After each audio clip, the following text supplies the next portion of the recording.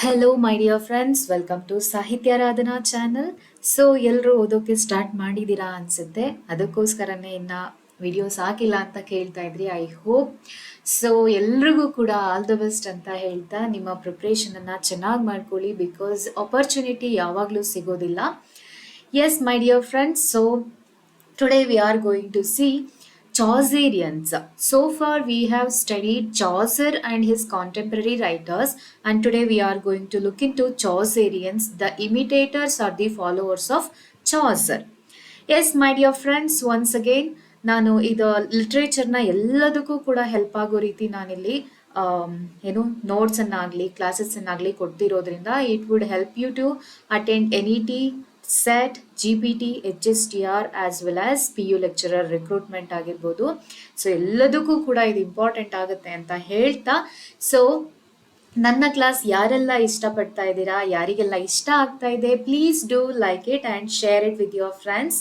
ಹಾಗೆ ಯಾರೆಲ್ಲ ನನ್ನ ಚಾನಲನ್ನು ವಾಚ್ ಮಾಡ್ತಾ ಇದ್ದೀರಾ, if you not yet subscribe to the channel, please do subscribe ಅಂತ ಹೇಳ್ತಾ ನಾನು ಇವತ್ತಿನ ಕ್ಲಾಸನ್ನು ಕಂಟಿನ್ಯೂ ಮಾಡ್ತಾ ಇದ್ದೀನಿ.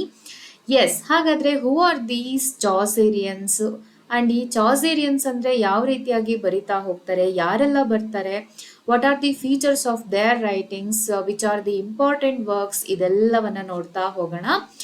S, so the poets of the 15th century were imitators or disciples of Chaucer.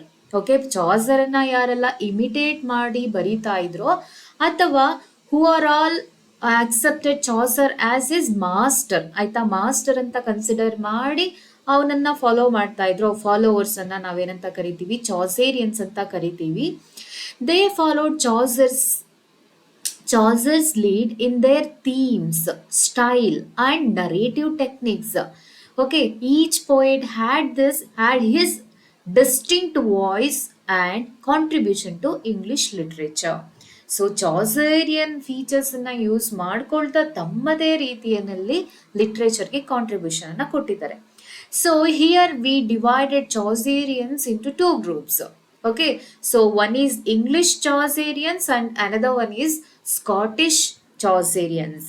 Okay, so at this period in the 15th century, Chaucerian writers come up in the literature period. So actual ಆಗಿ ಇದನ್ನ golden period of literature in Scotland ಅಂತ ಕೂಡ ಕರೀತಾರೆ 15th ಸೆಂಚುರಿನ. Okay, but WH Auden ಏನ್ ಮಾಡ್ತಾರೆ Britain ಅಲ್ಲಿ. Okay, so period of what WH Auden called it as the barren period ಅಂತ ಕರೀತಾರೆ. Okay, barren period. ಯಾಕೆ ಅಂತಂದ್ರೆ ಅಷ್ಟು ಹೇಳ್ಕೊಳ್ಳುವಂತಹ ಲಿಟ್ರೇಚರ್ ಈ ಪೀರಿಯಡ್ ಅಲ್ಲಿ, ಯಾವಾಗ 15th ಸೆಂಚುರಿನಲ್ಲಿ ಅಷ್ಟು ಹೇಳ್ಕೊಳ್ಳುವಂತಹ ಲಿಟ್ರೇಚರ್ ಫ್ಲರಿಶ್ ಆಗೋದಿಲ್ಲ. ಹಾಗಾಗಿ WH ಆರ್ಡನ್ ಈ ರೀತಿ ಕರೀತಾರೆ. Okay, please note down this WH Auden. Yes, so ಹಾಗಾದ್ರೆ ಇಂಗ್ಲಿಷ್ ಚಾಸೇರಿಯನ್ಸ್ ಯಾರೆಲ್ಲ ಬರ್ತಾರೆ? ಓಕೆ, ಸೊ ಇವರೆಲ್ಲ ಹೆಚ್ಚು ಕಡಿಮೆಗೆ ನಾವು ಹೇಳಬೇಕು ಅಂತಂದ್ರೆ ಮೈನರ್ ಪೋಯೆಟ್ಸ್ ಅಂತಾನೆ ಹೇಳ್ಬೋದು. ಓಕೆ, ಸೊ ಲೈಕ್ ಇವರ ನಂತರ almost beginning of the 16th ಸೆಂಚುರಿನಲ್ಲಿ ಲಿಟ್ರೇಚರ್ ಏನಾಗ್ತಾ ಹೋಗುತ್ತೆ, ಫ್ಲರಿಶ್ ಆಗ್ತಾ ಹೋಗುತ್ತೆ. So in the time of Henry the 8th ಇರ್ಬೋದು ಅಥವಾ ಕ್ವೀನ್ ಎಲಿಜಬೆತ್ ಫಸ್ಟ್ ಇರ್ಬೋದು, ಇವರ ಪೀರಿಯಡ್ ಅಲ್ಲಿ ಏನಾಗ್ತಾ ಹೋಗುತ್ತೆ, ಲಿಟ್ರೇಚರ್ ಫ್ಲರಿಶ್ ಆಗುತ್ತೆ. Because of the humanism, because of Renaissance, because of Reformation ಏನಾಗ್ತಾ ಹೋಗುತ್ತೆ, ಲಿಟ್ರೇಚರ್ ಫ್ಲರಿಶ್ ಆಗುತ್ತೆ. But at this period 15th century Chaucer ಆದ್ಮೇಲೆ there was a big gap, 50 to 60 years big gap create ಆಗುತ್ತೆ. ಅಲ್ಲಿ ಯಾವುದೇ important ಆದಂತಹ literature create ಆಗೋದಿಲ್ಲ. So ಅದರಲ್ಲಿ ಪ್ರೋಸ್ ಅಲ್ಲಿ ಸ್ವಲ್ಪ ಬದಲಾವಣೆಗಳನ್ನ ನೋಡಬಹುದು. ಯಾಕೆಂದ್ರೆ ಇದೆಲ್ಲ ಚಾಸೇರಿಯನ್ ಇಮಿಟೇಷನ್ ಆಗಿರೋದ್ರಿಂದ ಹೊಸ ರೀತಿಯಲ್ಲಿ ಯಾರು ಅಷ್ಟಾಗಿ ಬರೆಯೋದಿಲ್ಲ. ಹಾಗಾಗಿ ಇದನ್ನ ಬ್ಯಾರನ್ ಪೀರಿಯಡ್ ಅಂತ ಕರೀತಾರೆ. So first and foremost English Chaucerian ಅಂತ ಹೇಳಿದ್ರೆ ಥಾಮಸ್ ಹಾಕ್ಲಿವ್.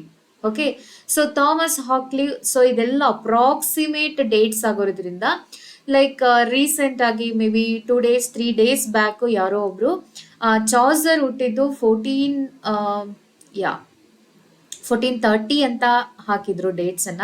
ಆಕ್ಚುಲಿ 1430 ರೈಟ್ ಆನ್ಸರ್, 1434 ಕೂಡ right answer. Okay, these are all approximate dates. ಓಕೆನಾ. ಸೊ ಹಾಗಾಗಿ 30 ನಿಮ್ಗೆ ಎಕ್ಸಾಮ್ ಅಲ್ಲಿ 30 ಅಂದ್ರೆ ಬಂತಪ್ಪ ಅಂತಂದ್ರೆ ಅದು ಕೂಡ ರೈಟ್ ಆನ್ಸರ್ ಆಗಿರುತ್ತೆ. 34 ಅಂತ ಬಂದ್ರೆ ಅದು ಕೂಡ ರೈಟ್ ಆನ್ಸರ್ ಆಗಿರುತ್ತೆ. ಎಸ್, ಹಾಗಾದ್ರೆ Thomas ಹಾಕ್ಲಿವ್ saw Chaucer as is literary mentor. ನಾನು ಆಗ್ಲೇ ಹೇಳ್ದೆ ಅಲ್ವಾ, ಯಾರೆಲ್ಲ ಚಾಸರನ್ನ ತಮ್ಮ ಗುರುವಾಗಿ ಸ್ವೀಕರಿಸ್ಕೊಂಡು ಅವರ ಥೀಮ್ಸ್, ಸ್ಟೈಲು, ಟೆಕ್ನಿಕ್ ಅನ್ನ ಯೂಸ್ ಮಾಡ್ಕೊಂಡು ಬರೋದ್ರು ಅವರೆಲ್ಲರನ್ನು ಚಾಸೇರಿಯನ್ ಗುಂಪಿಗೆ ಸೇರಿಸಲಾಗತ್ತೆ. Often referring to him as my master. Okay, usually Thomas Hockleave considered him as his mentor and used to call him my master.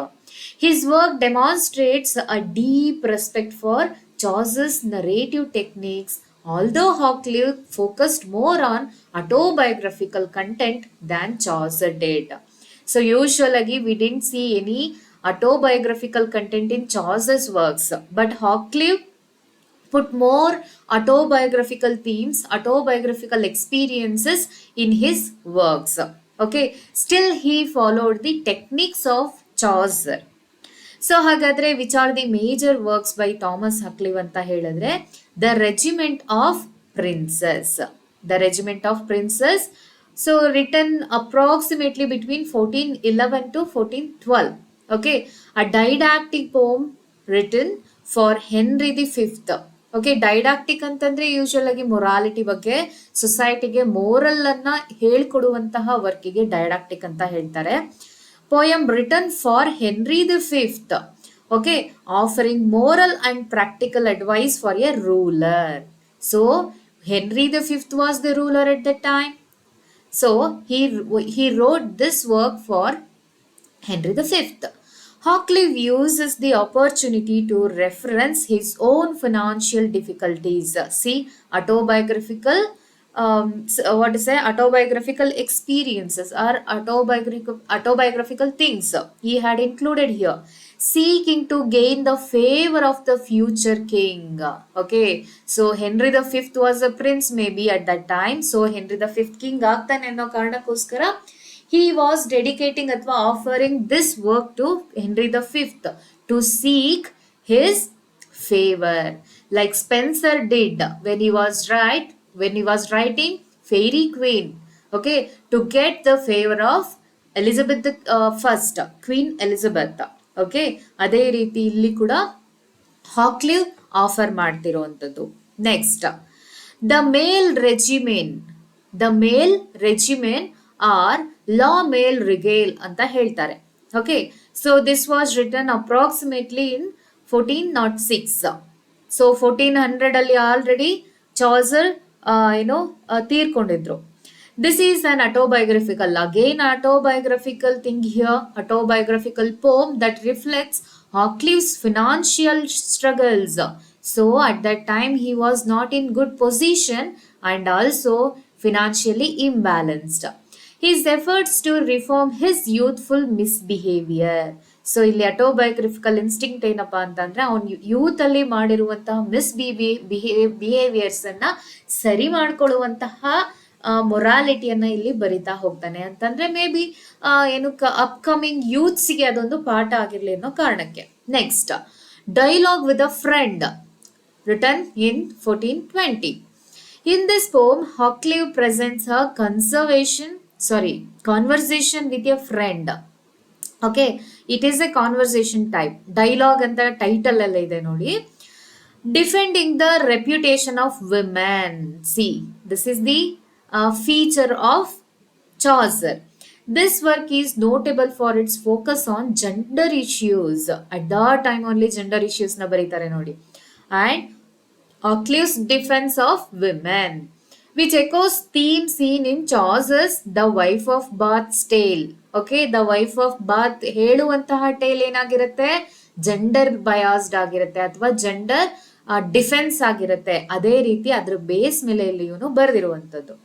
Okay, so all these works by ಹಾಕ್ಲಿವ್.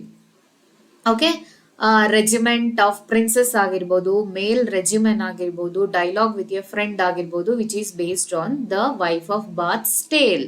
This is not based on wife of Bath, ನೆನ್ಪಿರ್ಲಿ. Because Chaucer ಏನ್ ಮಾಡ್ತಾ ಹೋಗ್ತಾರೆ ಅಲ್ಲಿ, allegoric style ಅನ್ನ use ಮಾಡ್ತಾ wife of Bath prologue ಅನ್ನ ಬರಿತಾ ಹೋಗ್ತಾರೆ ಪ್ರೊಲಾಗ್ ಅಲ್ಲಿ. Okay, wife of Bath character is different from her tale. So ಅದನ್ನ ನೀವು ಗಮನಿಸಬೇಕಾಗತ್ತೆ. ನೆಕ್ಸ್ಟ್ ರೈಟರ್ ಯಾರಪ್ಪ ಅಂದ್ರೆ ಜಾನ್ ಲಿಡ್ಗೇಟ್.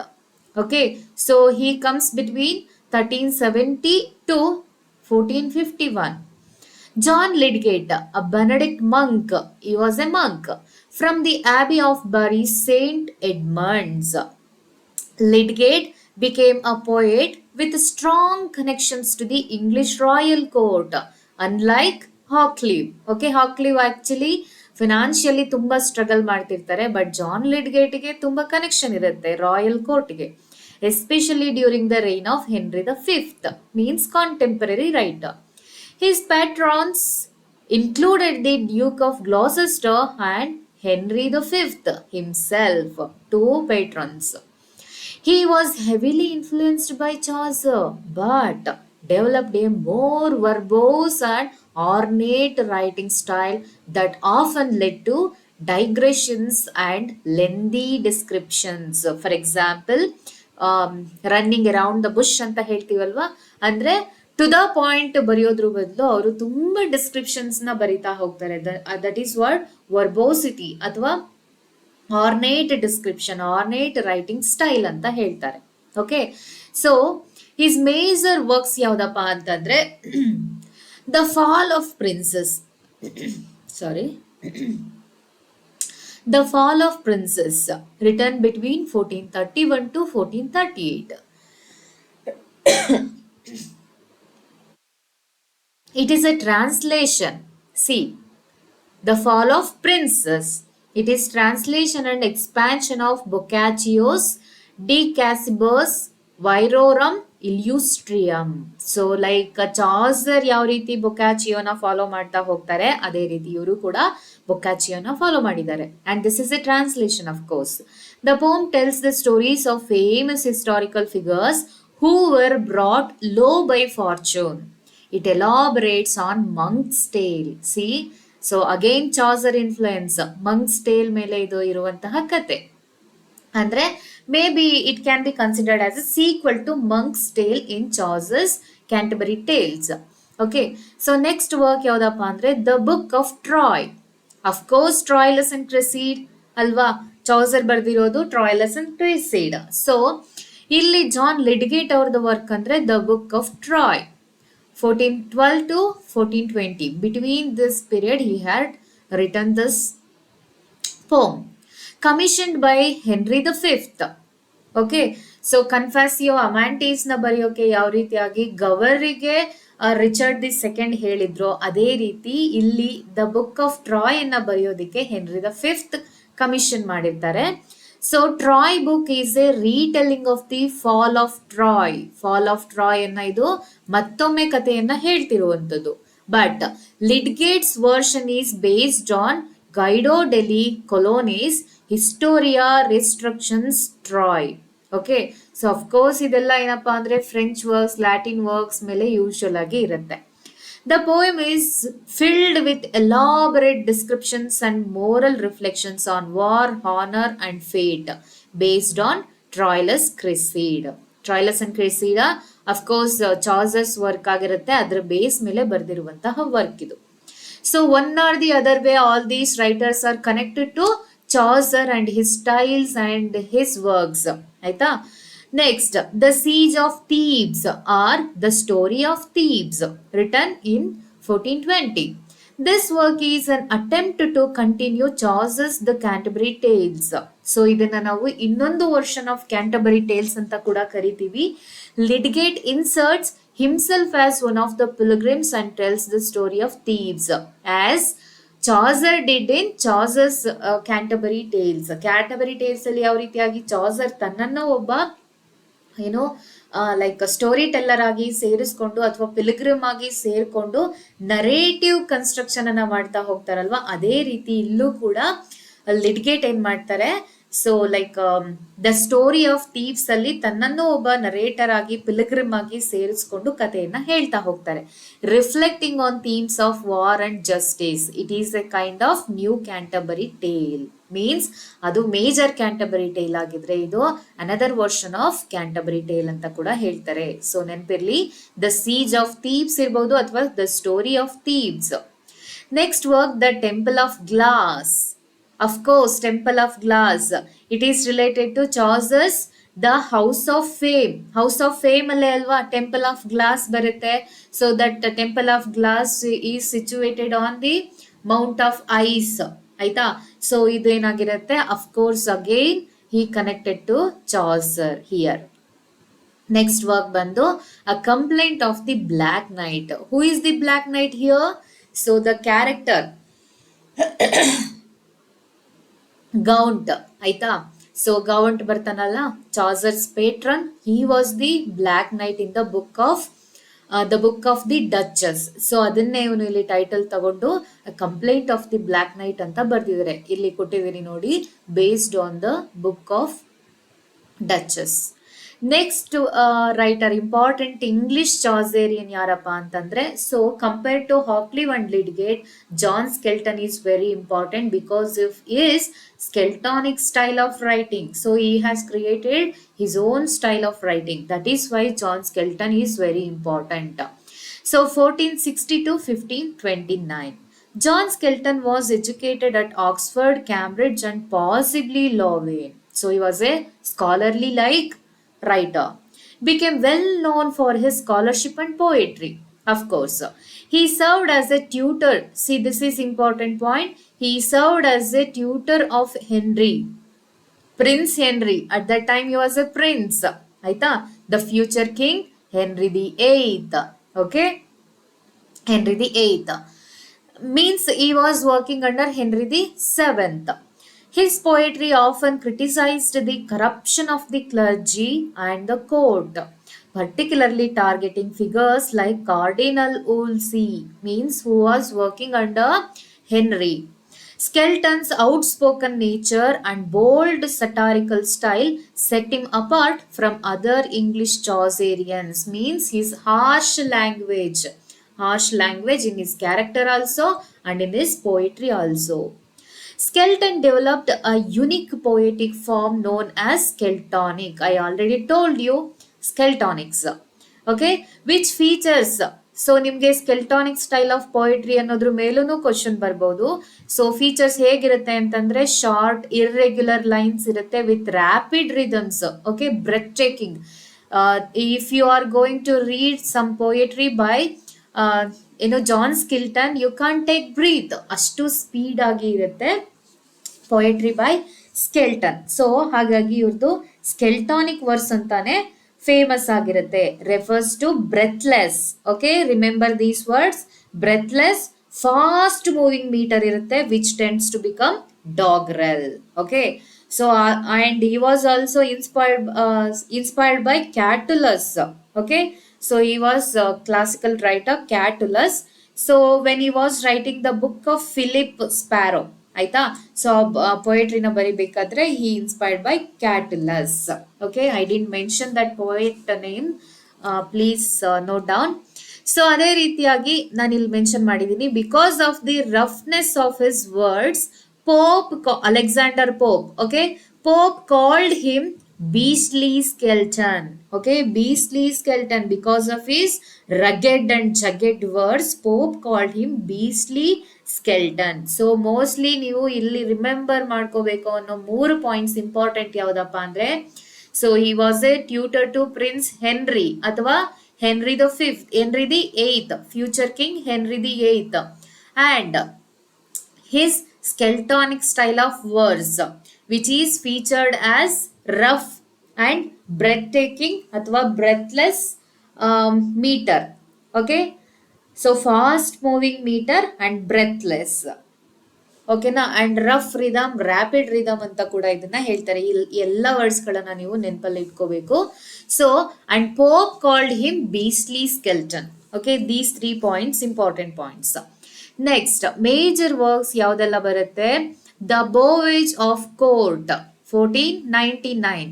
ಸೊ 1599 ಅಲ್ಲಿ ಏನಾಗುತ್ತೆ ಹಾಗಾದ್ರೆ 100 ವರ್ಡ್ಸ್ ಇಲ್ಲಿಂದ 1599 ಅಲ್ಲಿ Spenser, Edmund Spenser, he died in 1599. Okay, so ಈ ರೀತಿ ನೀವು ಕನೆಕ್ಟ್ ಮಾಡ್ಕೊಳ್ತಾ ಓದ್ಕೊಂಡು ಹೋಗ್ಬೇಕಾಗುತ್ತೆ. Then only you can remember chronology. Okay, an allegorical satire that criticizes the court and its intrigue. See, almost all these writers critiqued the church ಅಥವಾ court. The poem depicts a ship ಅಂದ್ರೆ ಯಾವುದು ಇಲ್ಲಿ? The voyage. Okay, depicts a ship that represents the royal court, filled with various corrupt and treacherous figures. Okay, so we can see this feature in Chaucerian also. Chaucer ಕೂಡ so corrupt ಕ್ಲರ್ಜಿಮೆನ್, ಮಂಕ್ ಇರ್ಬೋದು, fryer ಇರ್ಬೋದು, ಅಥವಾ like ಪ್ರಿಯಾರಸ್ ಇರ್ಬೋದು. So ಎಲ್ಲ characters ಅನ್ನ ಅವರು describe ಮಾಡ್ತಾ ಹೋಗ್ತಾರೆ. ಅದೇ ರೀತಿ ಇಲ್ಲೂ ಕೂಡ ಸ್ಕೆಲ್ಟನ್ ಇರ್ಬೋದು, ಲಿಡ್ಗೇಟ್ ಇರ್ಬೋದು, ಹಾಕ್ಲಿವ್ ಇರ್ಬೋದು, they are all talking about immorality in the court, either in court or in church. So Skelton uses allegory to critique the selfishness and dishonesty of courtiers. Allegory andre of course ವ್ಯಂಗ್ಯ. Okay, so this is important work by Skelton. Next work ಅಂತಂದ್ರೆ Colin Clout. So Colin Clout come home again ಅನ್ನೋ ಇನ್ನೊಂದು work ಬರುತ್ತೆ, that is by Spenser. Okay, Spenser used to live in Ireland. So when he visited ಇಂಗ್ಲೆಂಡ್ಗೆ ಅವರು return ಬಂದಿದ್ದಾಗ ಬರೆದಂತಹ poem ಅದು Colin Clout comes home again ಅಂತ. But ಇದು only Colin Clout. Okay, 1521 he wrote this 1521 ನಲ್ಲಿ. In this pastoral satire, Skelton adopts the persona of a rustic shepherd. Colin Clout ಅಂದ್ರೆ of course shepherd ಅಂತ ಹೇಳ್ತಾರೆ, Colin Clout. Okay, to criticize the corruption of the church and clergy. So ನಮ್ಮ parson ಬರ್ತಾರಲ್ವಾ ಆ Chaucer ಅಲ್ಲಿ, so imitation of parson. Next work is why come you not to court. Okay, so this biting satire directly targets cardinal Wolsey. So once again cardinal Wolsey ಮೇಲೆ attack ಮಾಡ್ತಾ ಇರುವಂತೂ who was working under Henry, one of the most powerful figures in England at that time. So clergy ಆಗಿರ್ಬೋದು ಅಥವಾ one of the ministers ಆಗಿರ್ಬೋದು, he was most important and powerful at the time. So ಅವನ ಮೇಲೆ ಇವನು attack ಮಾಡಿರುವಂಥದ್ದು. Then comes very important, okay, book of Philip Sparrow. ಓಕೆನಾ, so ಇದ್ರ ಮೂಲಕನೇ ಅವರ ಸ್ಕೆಲ್ಟಾನಿಕ್ ವರ್ಸ್ ಅನ್ನೋದೇನಾಗತ್ತೆ, ಫೇಮಸ್ ಆಗತ್ತೆ. Okay, book of Philip Sparrow. So Catullus ಅಂತ ಆಗ್ಲೇ ಹೇಳ್ದೆ ಅಲ್ಲ ನಾನು, ಕ್ಯಾಟಲಸ್ ಅನ್ನೋ ಪೊಯೆಟ್ ಇಂದ ಇನ್ಸ್ಪೈರ್ ಆಗಿ ಬರೆದಿರುವಂತಹ ವರ್ಕ್ ಇದು, book of Philip Sparrow, between 21 to 22. Okay, so it is about a girl's lament over the death of her pet sparrow. Okay, so girl's lament over the death of her pet sparrow. So ಇಷ್ಟು works ಬಂದು ಯಾರ್ದಪ್ಪ ಅಂತಂದ್ರೆ Skelton works ಆಗಿರುತ್ತೆ. And ಇದ್ರಲ್ಲೆಲ್ಲ important ಅಂತಂದ್ರೆ Colin Clout ಆಗಿರುತ್ತೆ and book of Philip Sparrow ಆಗಿರುತ್ತೆ. So these are the important English Chaucerians ಆಗಿರ್ತಾರೆ. ಸೊ ನೆಕ್ಸ್ಟ್ ಕಮ್ ಸ್ಕಾಟಿಷ್ ಚಾಸೇರಿಯನ್ಸ್ ತುಂಬಾ ಇಂಪಾರ್ಟೆಂಟ್ ಆಗ್ತಾರೆ. ಯಾಕೆ ಅಂತಂದ್ರೆ, ಸೊ ನಾನು ಈಗಾಗಲೇ ಹೇಳ್ದಂಗೆ this was the golden period of Scotland. 15th century was the golden period of Scotland. That is why all these writers became very famous. So they are called makars. Okay, so makars ಅಥವಾ makers ಅಂತ ಕರೀತಾರೆ ಇವರನ್ನ poets, Scottish ಚಾಸೇರಿಯನ್ಸ್ ಅನ್ನ.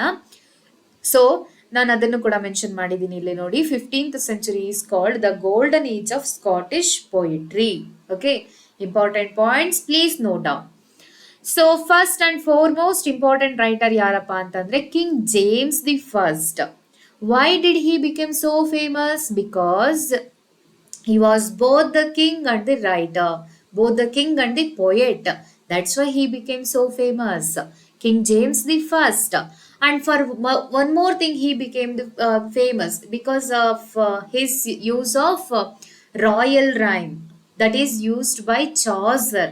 Okay, Chaucer create ಮಾಡಿದಂಥ rhyme royal ಅನ್ನ king James ಏನ್ ಮಾಡ್ತಾರೆ, ತಮ್ಮ ಪೋಯಿಟ್ರಿನಲ್ಲಿ ಅಳವಡಿಕೆ ಮಾಡ್ಕೊಳ್ತಾರೆ. ಅದಕ್ಕೋಸ್ಕರನೇ ಅದನ್ನ ಏನು ರೈಮ್ ರಾಯಲ್ ಅಂತ ಕರೆಯುವಂಥದ್ದು.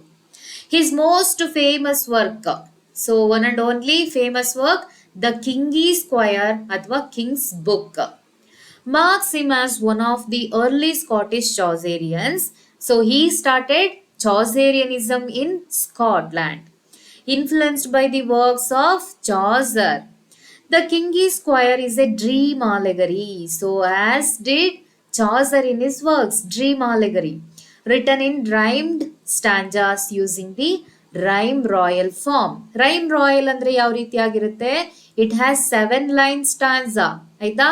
1, 2, 3, 4, 5, 6, 7 line stanzas ಇರುತ್ತೆ. ಅಂಡ್ ರೈಮ್ ಸ್ಕೀಮ್ ಯಾವ್ದಾಗಿರುತ್ತೆ? A B A B B C C. Okay, so this was the rhyme scheme ಆಗಿರುತ್ತೆ. 7 line stanza ಆಗಿರುತ್ತೆ. This is called rhyme royal, a form favored by Chaucer in works like Troilus and Cressida. Isn't it? Troilus and Cressida ಅನ್ನ ಬರೆದಿದ್ದು ಯಾವ form ಅಲ್ಲಿ Chaucer? Rhyme royal ಅಥವಾ Chaucerian stanza. The poem reflects on James's experiences during his captivity. Okay, King James's experiences during his captivity, where? In England, and his courtship of his future wife. ಆಯ್ತಾ, ಅವನು ಅಲ್ಲಿ captive ಆಗಿ England ಅಲ್ಲಿ ಇರಬೇಕಾದ್ರೆ ಅವನ life experience. It is a kind of autobiography. King's book ಅಂತ ಇದೆ ನೋಡಿ, ಅದರಲ್ಲೇ you can understand by the title itself. Okay, John Beaufort. Okay, John Beaufort ಅನ್ನೋಳನ್ನ ಅವನು ಅಲ್ಲಿ ಇಷ್ಟಪಡ್ತಿರ್ತಾನೆ. ಸೊ ಅದರ ಎಕ್ಸ್ಪೀರಿಯನ್ಸಸ್ ಅನ್ನ ತನ್ನ ಬುಕ್ ಅಲ್ಲಿ ಬರೀತಾ ಹೋಗ್ತಾನೆ. The poem combines personal autobiography with allegorical elements, expressing themes of love, fortune, and divine guidance. It is based on Chaucer's Romance of the Rose. Roman de la Rose ಅನ್ನೋ ವರ್ಕ್ ಅನ್ನ Chaucer translate ಮಾಡಿದಾರಲ್ವಾ. So that is what Romance of the Rose, and based on that Kingis Quair ಅನ್ನ ಬರೆದಿರೋದು James. Okay, so this is important work by king James. Next important writer ಅಂದ್ರೆ Robert Henryson. So his period ಬಂತಂದ್ರೆ 1425 to 1500.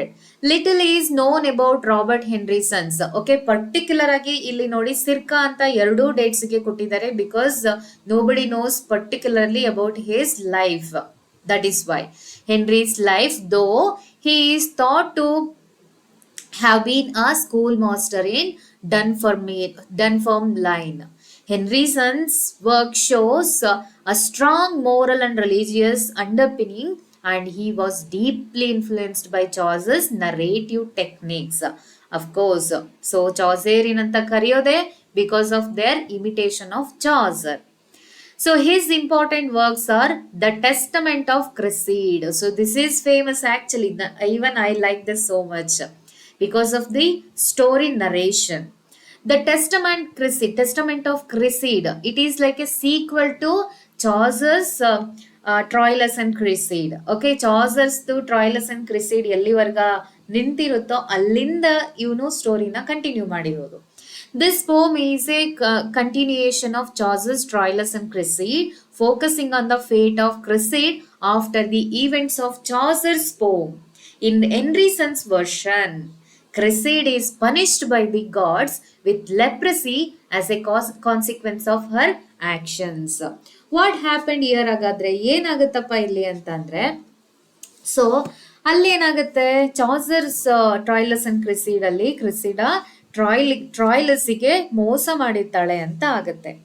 So ಅದರ continuation ಇಲ್ಲಿ ಏನಾಗುತ್ತೆ, ಹೆನ್ರಿಸನ್ಸ್ the testament of ಕ್ರಿಸಿಡ್ ಅಂದ್ರೆ judgment ಅಂತ ಹೇಳ್ಬೋದು. ಓಕೆ, ಸೊ ಇಲ್ಲೇನಾಗುತ್ತಪ್ಪ ಅಂತಂದ್ರೆ, so ಟ್ರಾಯ್ಲಸ್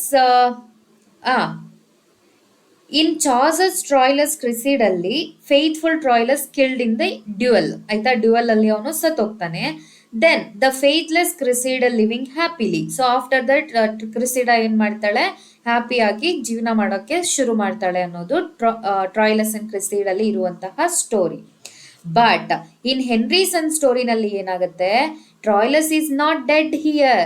secondly, Diomede tires of Cressida and deserts her as she has deserted Troilus. Troilus ಅನ್ನ ಕ್ರೆಸಿಡಾ ಯಾವ ರೀತಿಯಾಗಿ ಬಿಟ್ಟು ಬರ್ತಾಳೋ ಅದೇ ರೀತಿ ಇಲ್ಲಿ Diomede means the one who married Cressida against Troilus. Troilus ನ ಸೋಲ್ಸಿ ಡಯಾಮಿಡಿ ಕ್ರಿಸಿಡನ ಮದುವೆ ಆಗಿರ್ತಾನಲ್ವಾ, ಅವನು ಏನ್ ಮಾಡ್ತಾನೆ ಇಲ್ಲಿ ಈ ಕಥೆನಲ್ಲಿ ಕ್ರಿಸಿಡನ ಬಿಟ್ಟು ಹೋಗ್ತಾನೆ.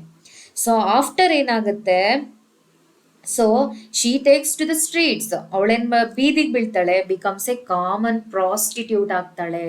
So because of her prostitution she was afflicted with leprosy. Leprosy ಅವಳಿಗೆ ಬರುತ್ತೆ.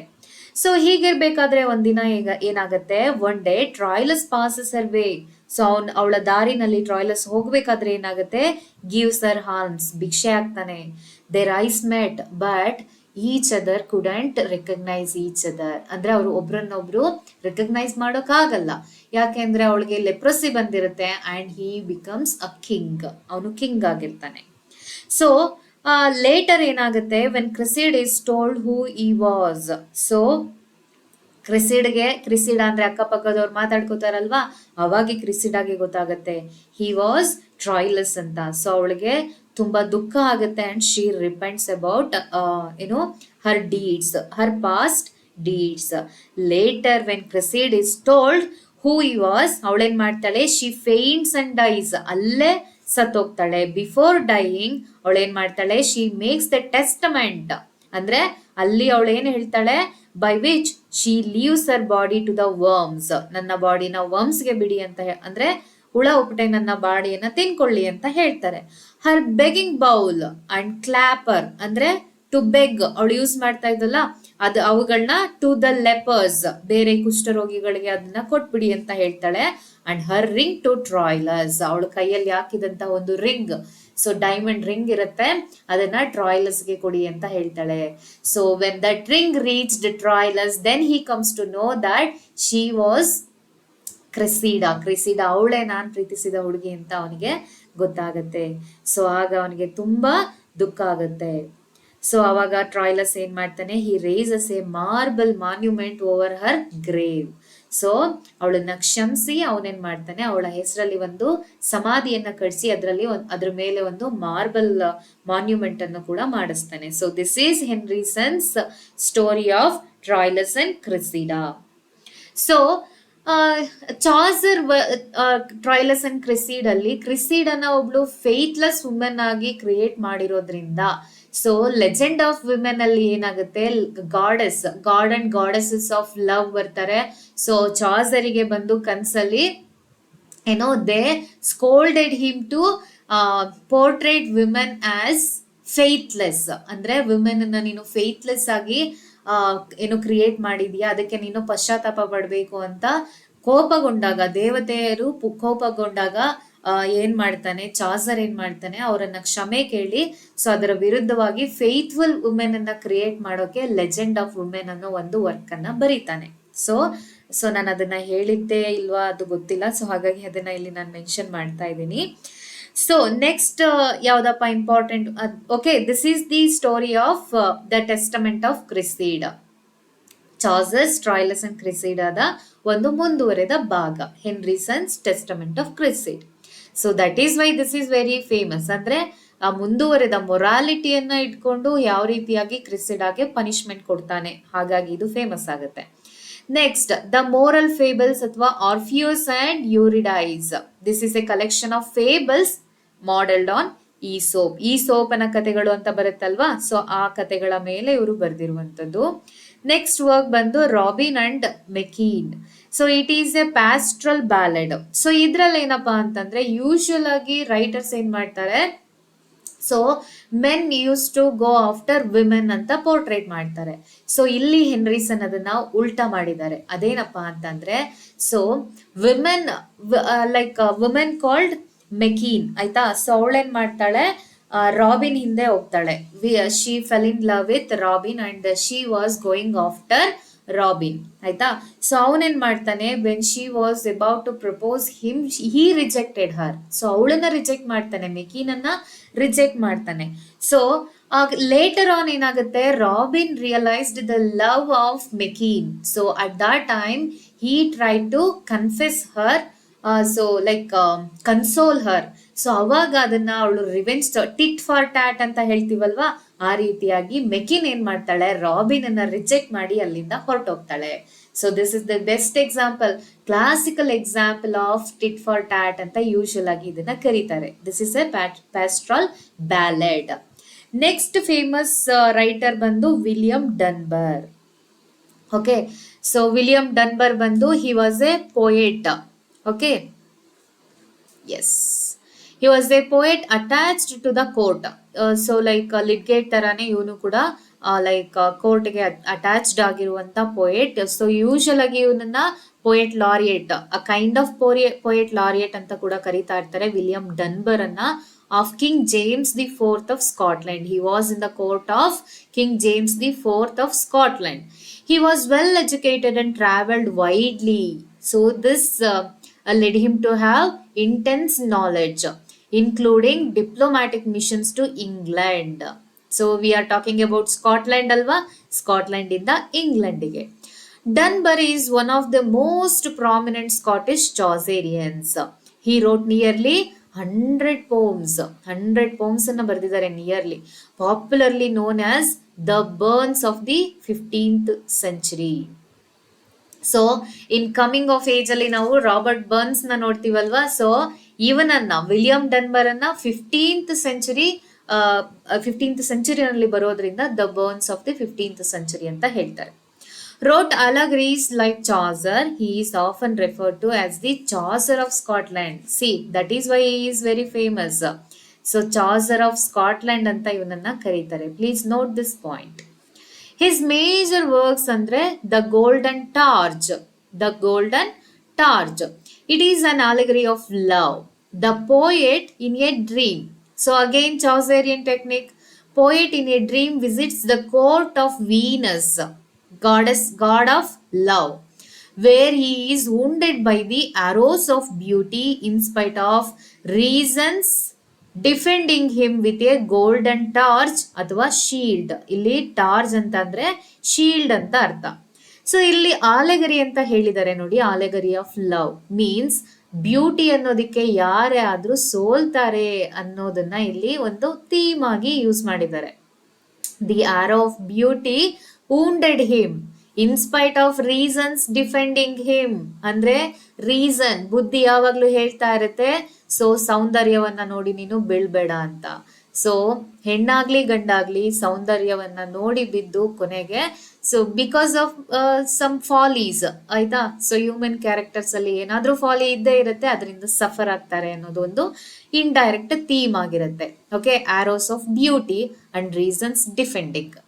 Whoever can understand this. Okay, next, the thistle and the rose. It is also an allegory in Rhyme Royal. So Rhyme Royal, remember seven lined stanza.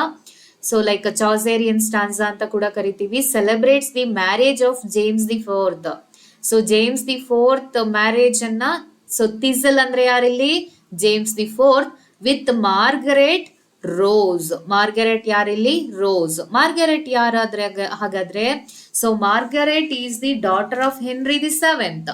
Okay, Henry the seventh.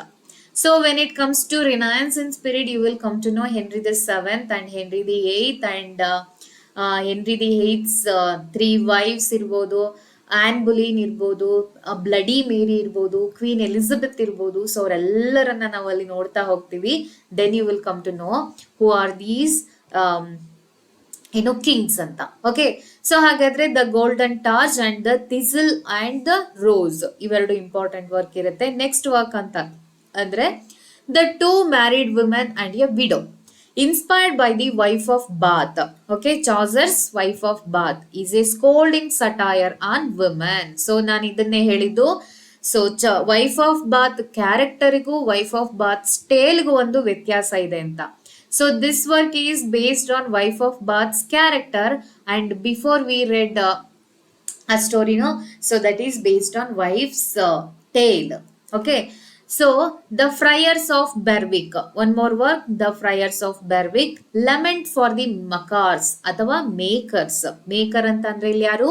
Poet, Scottish poet. One of the best of his poetry. Laments for the makars is one of the best poetry. It is an elegy on the dead poets. Most of them, most of them are Scotsmen. Okay, Scottish poets ಅನ್ನ ಅವ್ರ ಮೇಲೆ ಬರೆದಿರುವಂತ ಒಂದು elegy. The flinting of Dunbar and Kennedy. So this is contemporary poets attack on each other. Okay. So ಒಬ್ರು ಮೇಲೆ ಒಬ್ರು attack ಮಾಡ್ತಿರುವಂತ like conversation type of poetry. Next comes dance of the 7 deadly sins. Okay, 7 deadly sins conversation ಬರುತ್ತೆ. So ಯಾವ ರೀತಿಯಾಗಿ ಅವರು confession ಮಾಡ್ತಾ ಹೋಗ್ತಾರೆ, ಸೊ ಅದೆಲ್ಲ ಬರ್ತಾ ಹೋಗುತ್ತೆ. ಸೊ ಆ ಕಾಲದಲ್ಲಿ 7 ಡೆಡ್ಲಿ ಸಿನ್ಸ್ ಬಗ್ಗೆ ಬರೆಯೋದು ಯೂಶಲ್ ಆಗಿ ಕಾಮನ್ ಆಗಿತ್ತು. Okay, we can see that in Gower ಇರ್ಬೋದು ಅಥವಾ ಲೈಕ್ ಲ್ಯಾಂಡ್ ಇರ್ಬೋದು ಅಲ್ವಾ. ಸೊ ನೆಕ್ಸ್ಟ್ ರೈಟರ್ ಬಂದು ಗ್ಯಾವಿನ್ Douglas. So between 1474 to 1522. As a poet, translator and bishop, Douglas is best known for his Aeneid. Okay, Aeneid, a groundbreaking translation of Virgil's Aeneid into Scots, which was the first complete translation of Aeneid into any form of English. ಅಂದ್ರೆ ಯಾವುದೇ ಒಂದು form. So ನಾವ್ ಹೇಳ್ತೀವಲ್ವಾ, old English ಇರ್ಬೋದು, middle English ಇರ್ಬೋದು, modern English ಇರ್ಬೋದು. So ಯಾವುದೇ ಒಂದು ಫಾರ್ಮ್ ಅಲ್ಲಿ ಮೊದಲನೇ ಬಾರಿಗೆ ವರ್ಜಿಲ್ ನ ಏನೀಡ್ ಅನ್ನ ಟ್ರಾನ್ಸ್ಲೇಟ್ ಮಾಡಿದ್ದಾರೆ ಅಂತಂದ್ರೆ ಗ್ಯಾವಿನ್ ಡಗ್ಲಾಸ್ ಮಾಡಿದ ಟ್ರಾನ್ಸ್ಲೇಷನ್ ಫಸ್ಟ್ ಆಗಿರುತ್ತೆ. ಓಕೆ, ಸೊ ಆಮೇಲೆ ನಾವು ಎಷ್ಟೊಂದು ಟ್ರಾನ್ಸ್ಲೇಷನ್ ನೋಡ್ತಾ ಹೋಗ್ತೀವಿ, but first translation is by Gavin Douglas. Please note down this. And he has translated second and fourth part of Virgil's Aeneid. So ಇದನ್ನ ಅವ್ರು ಏನಂತ ಹೆಸರಿಡ್ತಾರೆ? The Aeneidos. Okay, so in 1513 it has completed in 1512, I think. His most significant work is his translation of Virgil's Aeneid, which is titled as the Aeneidos.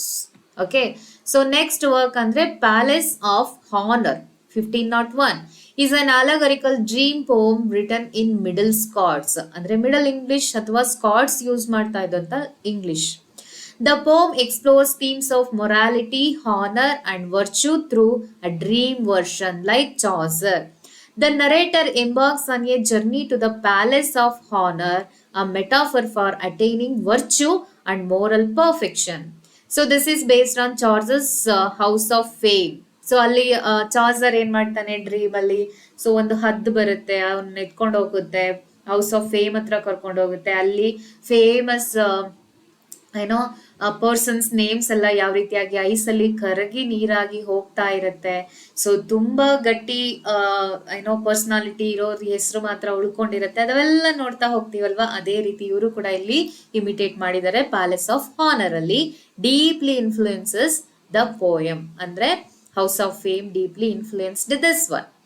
Next comes King Heart ಅಥವಾ King Heart. Okay, Heart, ಹೃದಯ ಅನ್ನೋದನ್ನ ಅವರು ಈ ರೀತಿ ಹೇಳಿದ್ದಾರೆ. King Heart is an allegorical poem that personifies the human heart. Okay, human heart as King Heart, the ruler of a kingdom. So ಅಂದ್ರೆ ಇಡೀ ಕಿಂಗ್ಡಮ್ಗೆ king ಏನಾಗಿರ್ತಾನೆ, ಒಂದು ಹೃದಯ ಭಾಗ ಆಗಿರ್ತಾನೆ ಅನ್ನೋ ರೀತಿ ಹೇಳಿದ್ದಾರೆ. Yes, so all these writers used to imitate Chaucer or his style or his techniques.